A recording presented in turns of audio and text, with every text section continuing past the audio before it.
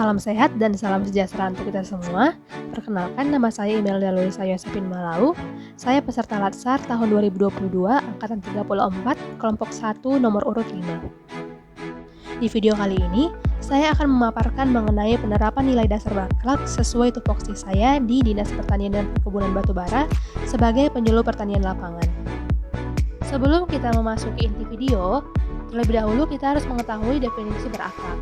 Yang pertama yaitu berorientasi pelayanan, di mana kita harus berkomitmen memberikan pelayanan prima demi kepuasan masyarakat. Yang kedua, akuntabel, yaitu bertanggung jawab atas kepercayaan yang diberikan. Yang ketiga, kompeten, yaitu kita harus terus belajar dan mengembangkan kapabilitas kita. Yang keempat, harmoni, di mana kita harus saling peduli dan menghargai perbedaan. Yang kelima yaitu loyal, berdedikasi dan mengutamakan kepentingan bangsa dan negara. Yang keenam, adaptif, di mana kita harus terus berinovasi dan antusias dalam menggerakkan serta menghadapi perubahan.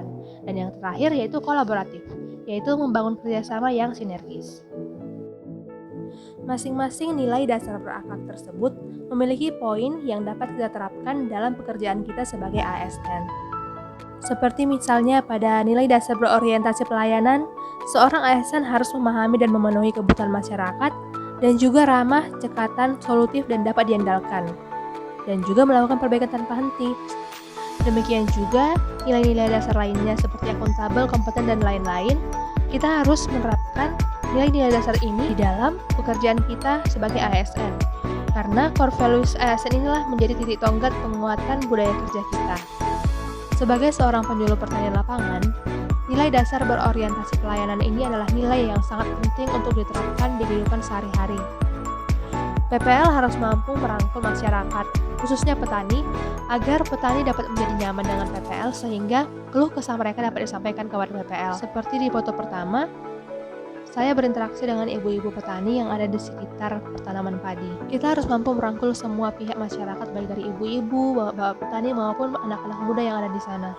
Di foto kedua tampak di mana saya membantu petani untuk mengambilkan langsung bantuan yang akan dikirimkan ke petani dikarenakan mereka tidak memiliki transportasi untuk datang langsung ke dinas. Di foto ketiga saya menerapkan poin nomor 1 yaitu memahami dan memenuhi kebutuhan masyarakat, di mana di sini saya membantu petani untuk menyelesaikan proposal bantuan cabai merah. Di foto keempat, saya menerapkan poin yang ketiga yaitu melakukan perbaikan tidak henti, di mana setiap hari Rabu PPL akan melakukan pelatihan di BPP untuk meningkatkan kualitas dan memperbaiki diri. Sebagai seorang PPL, kita harus mampu membantu petani melaksanakan apa yang tidak bisa mereka kerjakan, seperti misalnya dalam pembuatan proposal, kita harus mengerjakan proposal dengan cermat, disiplin, dan bertanggung jawab. Alat yang kita pinjam dari BPP untuk membantu petani di lapangan harus dijaga dan diperlakukan dengan baik agar tidak rusak maupun hilang. Sebagai seorang PPL, kita dituntut untuk memiliki pengetahuan yang luas mengenai pertanian.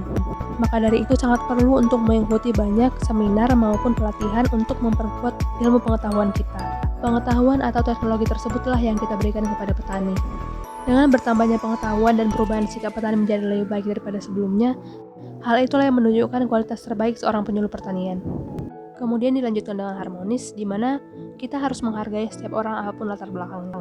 Walaupun kita berbeda suku, berbeda agama, berbeda status sosial, pekerjaan, dan lain-lain, kita harus tetap saling menghargai. Apabila ada rekan kerja yang meminta pertolongan, kita harus sebisa mungkin untuk membantu. Apabila kita saling tolong-menolong, saling menghargai satu sama lain, maka akan terbangun lingkungan kerja yang kondusif. Sebagai ASN, kita harus bekerja dengan penuh keloyalan.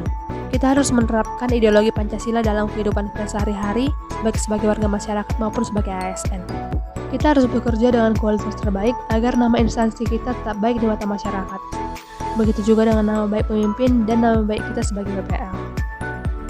Sebagai seorang PPL, kita harus mampu beradaptasi dengan masalah-masalah yang banyak sekali muncul dan dapat mengganggu jalannya usaha tani yang dijalankan oleh petani.